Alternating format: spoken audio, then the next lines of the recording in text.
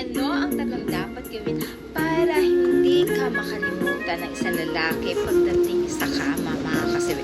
Ang una natin na dapat gawin, mga kasawi, is isandig mo ang isang lalaki sa'yo, mga kasawi. Alam mo ba, ang mga kalalakihan ay gustong-gusto yung babae na magaling dito, mga kasawi. Alam niyo ba kung bakit? Kasi mas lalo silang nasasatisfied pagdating dito. Lalo kapag once na pinasandal mo ang jowa mo or asawa mo, tapos hinalikan mo na ito mula ulo hanggang paa, talaga naman tiyak na talagang masasarapan ang isang lalaki kapag once na ito ang iyong ginawa. Alam mo ba kung mangyayari, mga kasawi, ay hindi ka nito makakalimutan kahit pa kayo ay nagkahiwalay na mag-asawa or mag-jowa. Pero pagdating dito sa performance na ginawa mo sa kanya, ay hanap-hanapin niya pa rin ito at hindi niya ito makakalimutan kahit na magkaroon na siya